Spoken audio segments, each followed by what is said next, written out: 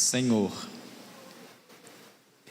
é com humildade que abrimos a Tua palavra e pedimos que o Senhor fale com a gente. Queremos ouvir a Tua voz através da palavra escrita e queremos perceber o toque do Teu Espírito.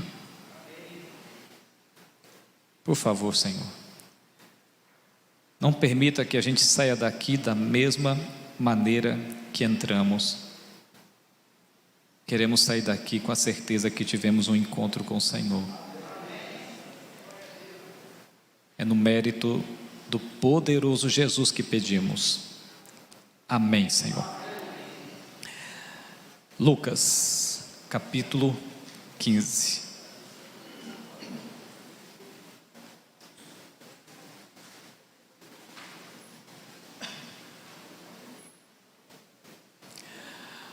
Lucas capítulo 15.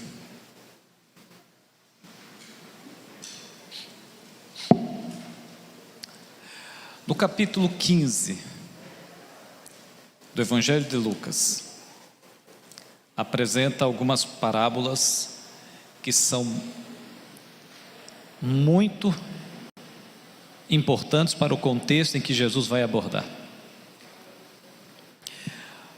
Do versículo 3 ao versículo 7, por exemplo, Jesus fala da parábola da ovelha perdida. Do versículo 8 ao versículo 10, Jesus fala a parábola da dracma perdida. Do versículo 11 ao versículo 32, Jesus fala da parábola do filho pródigo. E depois, no capítulo 16, ele vai falar do administrador infiel e vai culminar com uma censura, uma reprovação que ele faz aos fariseus. Mas aí vem a pergunta: pastor, o que tem a ver a parábola da ovelha perdida, da dracma perdida, do filho pródigo, com a censura, a advertência feita aos fariseus? Nós descobriremos nesta manhã. Na parábola da ovelha perdida, ela termina assim, verso 7: digo-vos que assim haverá maior júbilo onde? No céu. Jesus fala da ovelha perdida, e a ovelha perdida nada mais é do que o planeta Terra, o único planeta em todo o universo que entrou na rebelião contra Deus. Mas o verso 7, falando dessa ovelha perdida e falando do arrependimento daqueles que se voltam, daqueles que se arrependem, daqueles que são alcançados pelo Espírito e recebem o toque do Espírito, permite a ação do Espírito, Jesus então diz que haverá maior júbilo, festa no céu. Então todos vocês que um dia se arrependeram, houve uma festa para você. No capítulo 15 ainda, no verso 8 a 10, fala da dracma perdida. E o versículo 10, que é o encerramento, o desfecho da parábola da dracma perdida, diz: eu vos afirmo que de igual modo há júbilo diante dos anjos de Deus por um pecador que se arrepende. Então novamente ele agora contando uma outra parábola, mas com a mesma finalidade, descrever o arrependimento. Jesus conclui falando de festa de novo. Na parábola do filho pródigo, que começa no verso 11, ela também termina de maneira significativa. Ela fala o seguinte, no verso 32: entretanto era preciso que nos regozijássemos e nos alegrássemos. Por quê?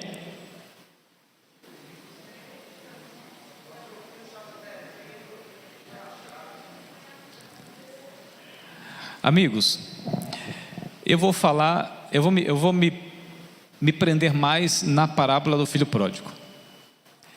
Você percebe o interesse de Jesus em revelar para nós a alegria, o regozijo, a festa que o céu faz quando alguém se arrepende?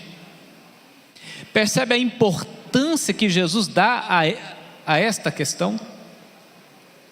A alegria, a exultação, a felicidade, a ponto dele descrever a festa no céu. Eu não sei como é esta festa, não sei como isto ocorre, mas o que a revelação nos diz é que o céu se comove. Eu fico até às vezes um pouco espantado ou triste quando eu percebo a indiferença da própria igreja quanto ao momento de batismo. Eu já fui pastor em uma igreja adventista em que eu tinha que fazer o batismo antes do sermão, porque se eu concluísse o sermão para fazer o batismo, o povo ia embora. Ficava metade da igreja para assistir o batismo. A indiferença com a alegria que comove o céu. Mas a gente pode ficar em paz, porque se as pessoas não festejam, Deus festeja, e para valer. Cada ser humano para Deus é importante, mais do que a gente consegue imaginar, porque uma pessoa que se perde é perdido para sempre. Porque se, por exemplo, olha o seu dedo, está aqui, ó. Isso aqui é você. Todos nós somos diferentes. Todos fomos feitos de forma diferente. Ninguém pode substituir outra pessoa. Absolutamente ninguém. Você é insubstituível. Sabe o que isso significa? Sabe o que essa impressão digital, que foi Deus quem colocou, sabe o que ela significa? Ela é o código da sua existência. Ela é o código da sua presença na história. Ela é o código que identifica quem é você. Então, se você não for para o céu, escuta o que eu vou dizer. Se acontecer uma tragédia e você não for para o céu, ninguém no céu ocupará o seu lugar. Porque no coração de Deus você é insubstituível, não existe outro como você.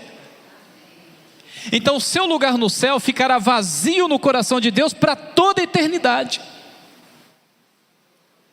Por isso que eu digo que Deus é o único que vai carregar a dor para toda a eternidade. Quando a gente chegar no céu, os nossos problemas vão se acabar.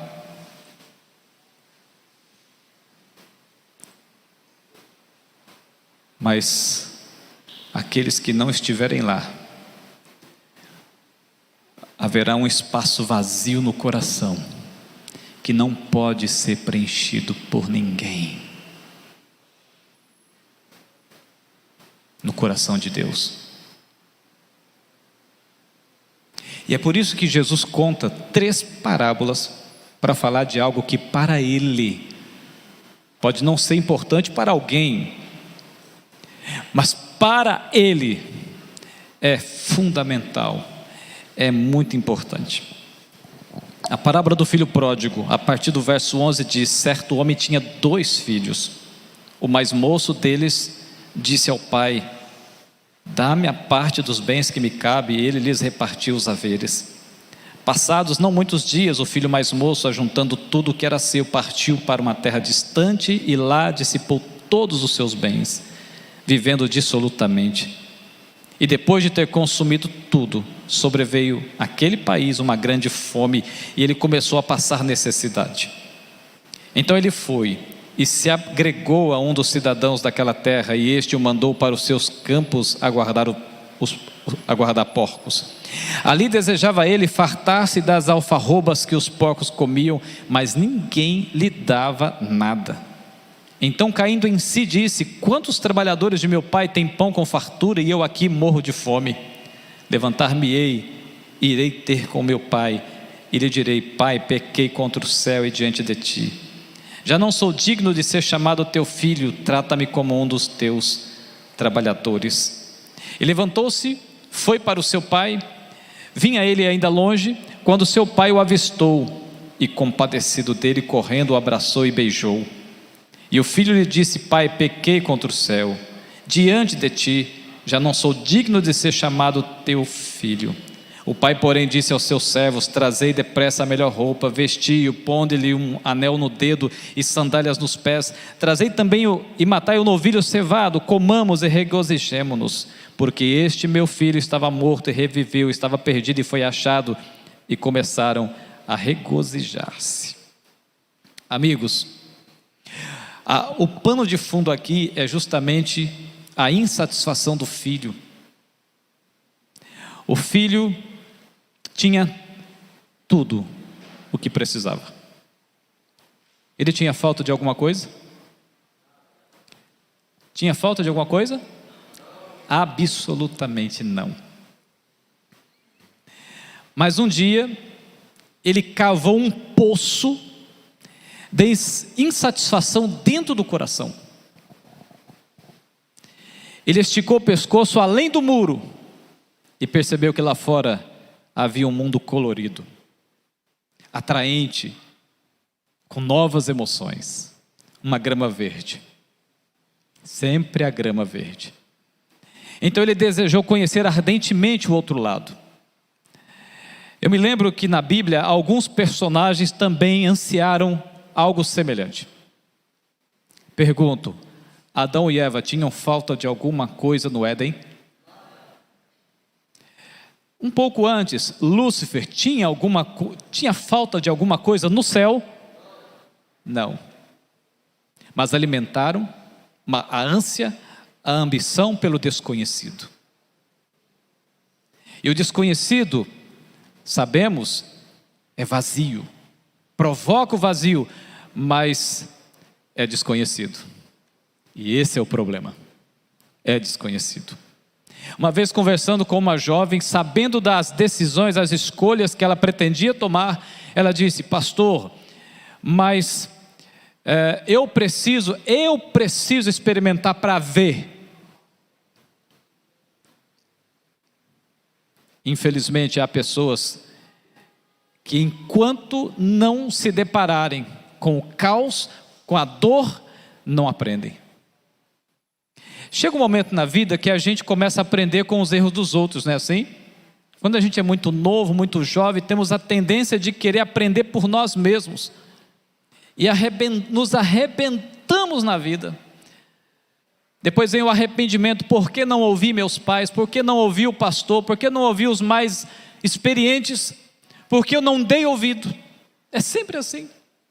Mas chega um momento na vida que a gente apanha tanto, que a gente começa a prestar atenção no sofrimento dos outros e tirar lições, para não passar pela mesma experiência. É que nem cachorro que corre atrás de carro. Quando ele bate o dente no pneu e se arrebenta, nunca mais quer saber de carro. Agora pega trauma quando vê um carro. Foi a insatisfação que derrubou Adão e Eva no Éden. Foi a insatisfação que levou Lúcifer à ruína. Foi ultrapassar a linha dos desejos que desgraçou a vida de Davi. Foram as ambições por algo a mais que destruiu o ministério de Balaão, a vida de Balaão. A insatisfação é a tola ideia de que o lado de lá do muro existe um gramado verde. Mas, amigos, a terra distante está cheia de encantos. Pode ser que exista amigos por lá, alegrias e regalos, como na parábola. Há encontros e reencontros, mas no fim, tudo que sobra, um amargo gosto na boca, um vazio no coração, uma solidão insuportável. É assim, insuportável. Mas a cegueira sempre leva as pessoas para um caminho indesejável. Mas o gosto do indesejável só é sentido depois, nunca antes. Eu me lembro uma vez que um rapaz passou na rua vendendo 1 litro de mel, uma garrafa bonita. Eu olhei para aquilo, meus olhos estatalaram. E eu perguntei: amigo, esse mel é genuíno, é verdadeiro? Ele: sim, senhor, é genuíno, é verdadeiro, é promoção, estou vendendo pela metade do preço porque eu preciso ir embora. Tem certeza? Tenho, deixa eu ver. Ele tirou a rolha, eu pedi para derramar um pouquinho na mão, derramou, experimentei, nossa, é mel mesmo, que maravilha. Paguei, comprei 2, tanta alegria, metade do preço, paguei 2, levei 2 litros para casa. Quando eu cheguei em casa e comecei a usar o mel, era mel só no bico. O resto era açúcar, melado de açúcar. É assim que acontece. A cegueira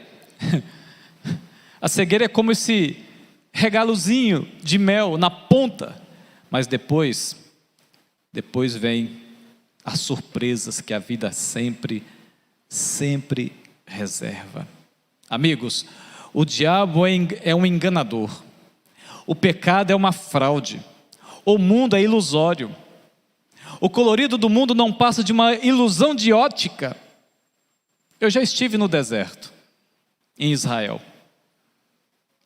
e é curioso você olhar lá no fim assim do deserto, é impressionante como você às vezes acha que está vendo certas coisas. O diabo é um estelionatário.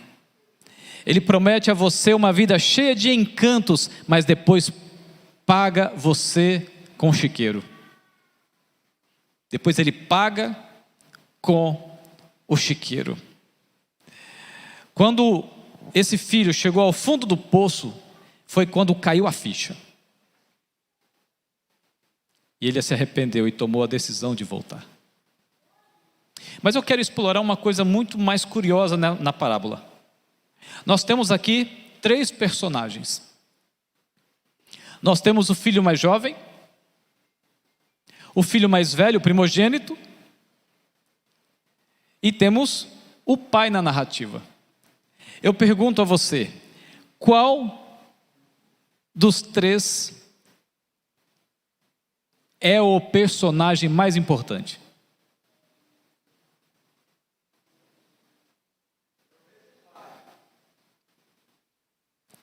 Alguma outra opinião? O filho pródigo?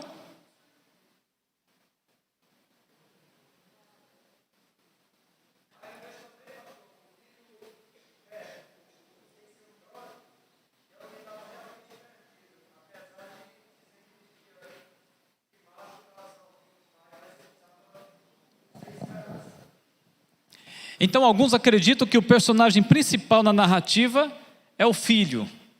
Outros acreditam que é o pai. E há até aqueles que acreditam que seja o filho primogênito, o mais velho. Mas qual é o personagem mais importante da história? O personagem mais importante na história, sabe quem é? É o pai. Embora a parábola fale o tempo todo do filho pródigo, embora a parábola apresente o filho pródigo com mais frequência, mas o personagem mais importante é o pai. E sabe por que o personagem mais importante aqui é o pai? Sabe por qual motivo? Porque o objetivo da parábola é mostrar uma coisa, é fazer a diferenciação entre um e outro. O objetivo da parábola é mostrar Deus, o seu amor, a sua bondade, a sua compaixão, a sua misericórdia. Em contraste, lembra que no começo da parábola eu disse, no começo do sermão eu disse, tem a parábola da ovelha perdida, tem a parábola do filho pródigo, tem a parábola da dracma perdida, mas lá no capítulo 16 tem a reprovação aos fariseus. O objetivo de Jesus em apresentar a parábola é mostrar a infinita diferença entre a religiosidade dos fariseus, a bondade dos fariseus, o amor dos fariseus e o amor de Deus. Os fariseus que eram os líderes da religião na época, os fariseus que eram os homens que deveriam estar acolhendo os pecadores, amparando os infortunados, eles eram, na verdade, os que estavam ainda mais distanciando, afastando, quebrando sonhos, aniquilando esperanças. Deus está mostrando através desta parábola o que os fariseus representavam para a fé na época, para a religião na época e para o projeto de salvação da época.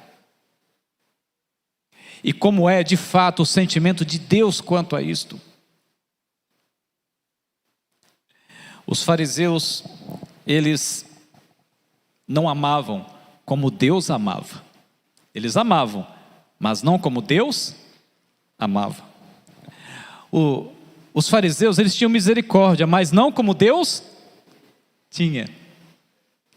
Os fariseus tinham compaixão das pessoas, mas não como Deus tinha.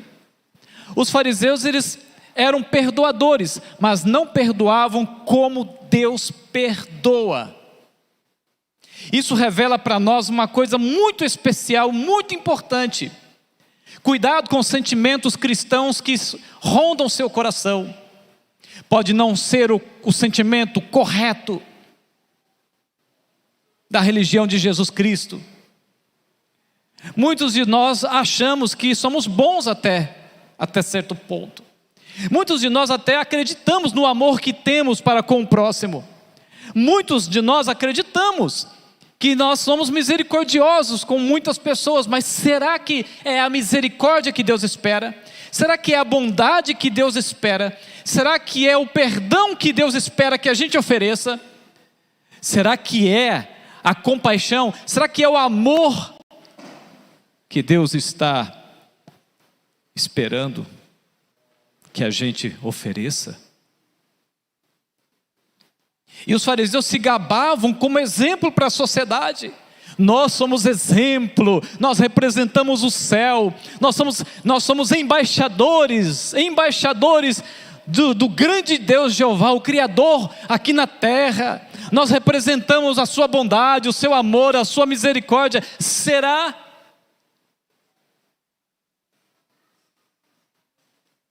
Amigos, sabe qual é o termômetro? Se você quiser saber o termômetro, lembra quando Jesus disse assim: ame os vossos inimigos e ore por quem? Esse é o termômetro. Jesus está dizendo, vamos lá para Mateus capítulo 5, depois a gente volta aqui para Lucas. Mateus capítulo 5.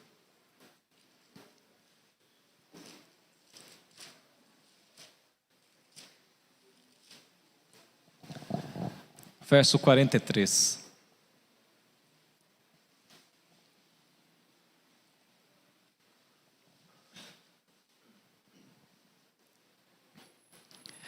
Mateus capítulo 5, verso 43. Ouvistes que foi dito: amarás o teu próximo e odiarás o teu inimigo. Isso aqui é o que a sociedade diz. Jesus não está ensinando isso, ele está dizendo: aí fora nas ruas de Fortaleza, ensinam que vocês devem amar o próximo e odiar o inimigo.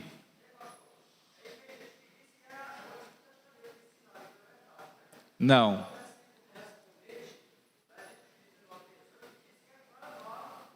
Aí o verso 44 vai dizer: eu, porém vos digo, amai os vossos e orai pelos que vos... Aí, bom, tudo bem, até aqui tudo bem, né? Só que o verso seguinte diz assim, ó, verso 45, para que vos torneis...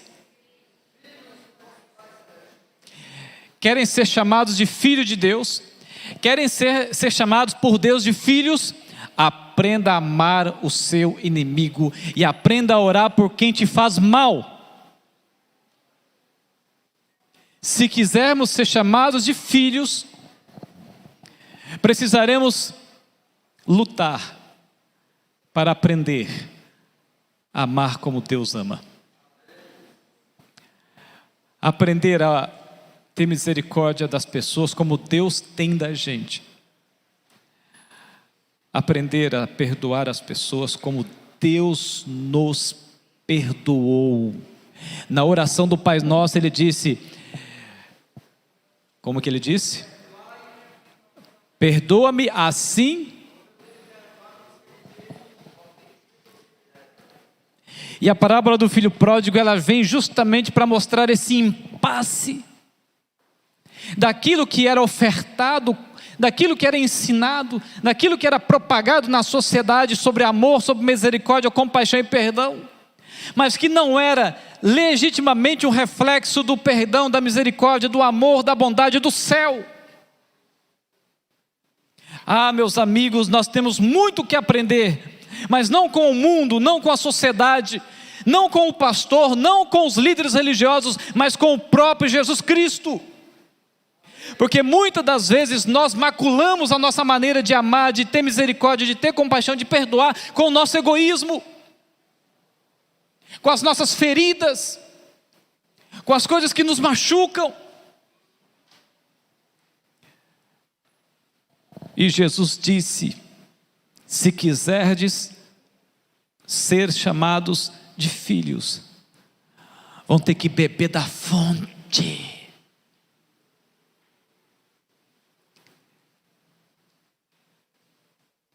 Irmãos, eu pergunto, não responda em voz alta, responda em seu coração, com qual dos 3 personagens da parábola do filho pródigo você mais se parece?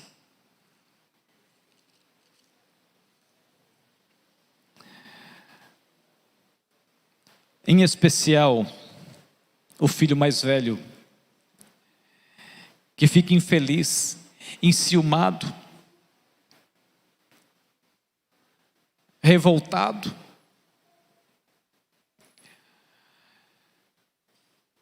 Ou com o pai, que já ao longe aguardava a vinda do filho, ansioso pelo retorno daquele que estava perdido. Ah, meus irmãos e amigos, se você acha que se parece mais com um filho infeliz, cruel, que não festejou por aquele que estava retornando, pelos ciúmes ou por outro motivo, está na hora de nós cairmos aos pés da cruz do Calvário e implorar a Deus: Senhor, me ensine a amar como o Senhor ama. Me ensine a ter misericórdia das pessoas como o Senhor tem tido de mim. Me ensine a ter compaixão. Me ensine a perdoar como o Senhor me perdoou. Essa é a oração que temos que fazer todos os dias. Se há um coração cheio de ruído, se há um coração cheio de ódio, se há um coração magoado, ferido, está na hora de curá-lo com amor, com perdão. Está na hora de restaurá-lo, aprendendo aos pés da cruz, aprendendo pelo próprio testemunho de Deus, que poderia ter pego este planeta e jogado nos confins do universo, para dele nunca mais se lembrar. Aprender com um Deus que tinha tudo para virar as costas e ir embora. Aprender com um Deus que deixou seu trono, deixou a sua glória, para se revestir do pó, pisar na lama desta terra, para que o seu pé pise no solo eterno da glória. Aprender com aquele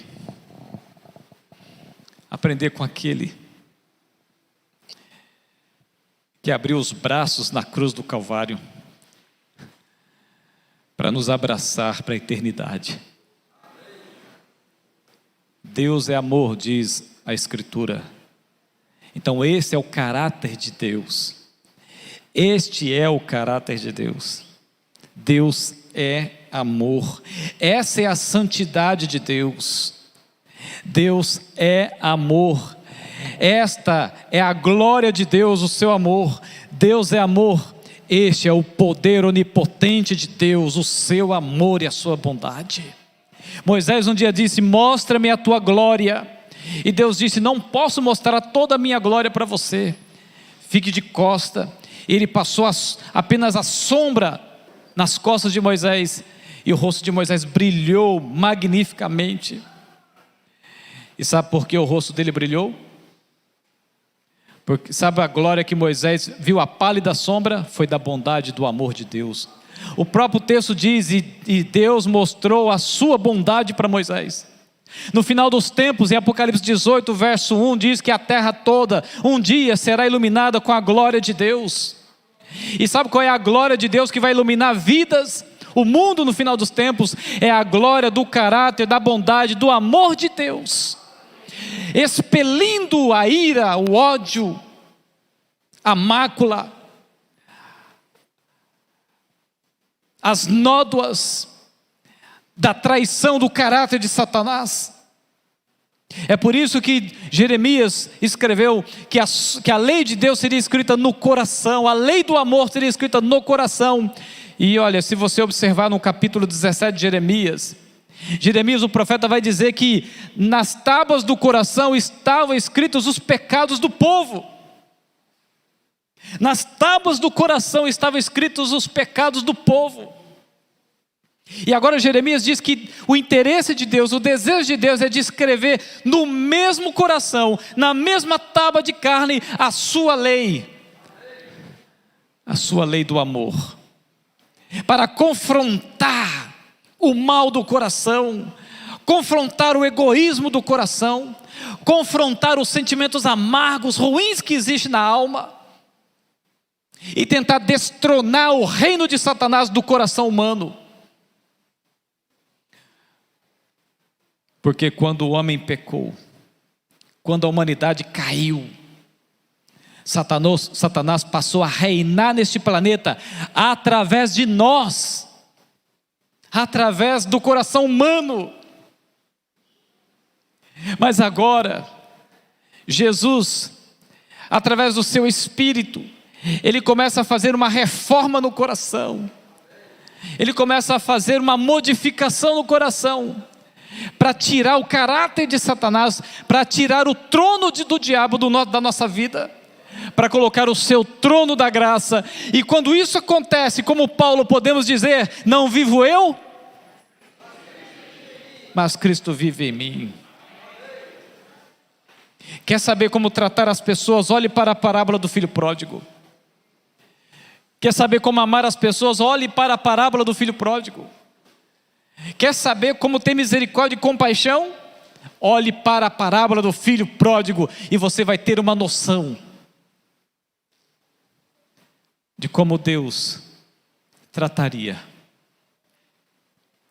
E olha, é por isso que nós estamos aqui hoje, porque um dia Deus ficou olhando ao longe a nossa chegada e correu para nos abraçar. E sabe o que Ele fez? Ele nos deu roupas novas. E sabe o que representa as roupas novas? O perdão de Deus. As roupas novas, a graça, o perdão, a misericórdia de Deus. Mas Ele nos deu, sabe o que mais? As sandálias. Sabe o que representa as sandálias? Sabe o que representa? A filiação. É Deus dizendo: venha, porque agora você vai ser meu filho. Você vai fazer parte deste reino, você vai ser príncipe e princesa no meu reino. Mas Ele também nos deu o anel. Sabe o que representa o anel? A autoridade e a responsabilidade renovada. José recebeu um anel quando esteve no Egito, do faraó. E aquele anel era o anel que conferia a ele o respeito de todos e a autoridade sobre tudo e sobre todos. E Deus nos concede o anel para nos dar a autoridade de filho de Deus. E é graças a esse anel é que os demônios fogem. Porque a autoridade de Deus está sobre você. O poder de Deus está sobre você. Uma comitiva celestial está à sua volta. Porque você é nada mais, nada menos que o Filho do Deus eterno. Eu quero encerrar nesta manhã.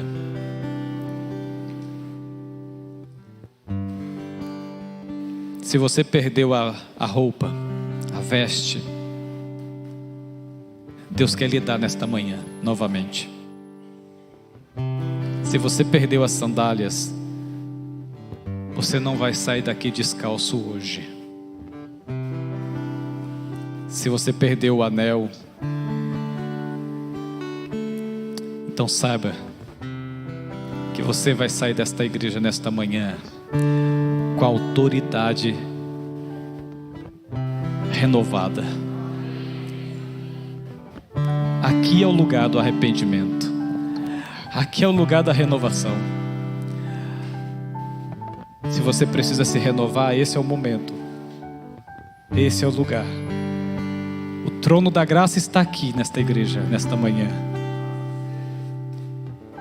E Deus quer derramar o Espírito Santo na sua vida, para você sair daqui com essa convicção renovada. Deixe os pecados para trás. Quebre o retrovisor. Olhe apenas para frente. O seu passado pertence a Jesus Cristo. A sua vida errada pertence a Jesus Cristo. Esquece o que aconteceu daqui para trás. E contemple o futuro de glória que Jesus quer lhe dar. Você acredita nisso? Eu acredito. Eu também quero esse poder. Eu também quero sair daqui chamado de filho. Eu também quero esse amor, representar esse amor aqui na terra para as pessoas. Eu também quero, eu também desejo, e você precisa dizer isso a Deus: Senhor, eu quero sair daqui com esse amor maravilhoso no meu coração. Eu quero aprender a ter misericórdia das pessoas. Eu quero aprender a perdoar as pessoas como o Senhor me perdoou. Eu quero aprender, diga isso para Ele. Eu quero aprender. E Ele vai te ensinar. Ele vai te ensinar a negar a si mesmo, a rejeitar o próprio eu. E quando Ele fala negar a si mesmo, é justamente isso. Negar os sentimentos que tentam te governar, que tentam te controlar. Você está com raiva de alguém, negue a si mesmo. Negue esse sentimento, rejeite-o, não aceite-o. E peça a Deus: Senhor, substitua esse sentimento. Tire o ódio do meu coração e coloque o teu amor, a tua bondade. Me ajude a perdoar a quem não merece o meu perdão. Isso é perdão. Me ensine a perdoar quem não merece o meu perdão. Me ensina, Senhor. Me ensine a amar quem não merece o meu amor. Me ensine a abraçar o meu inimigo.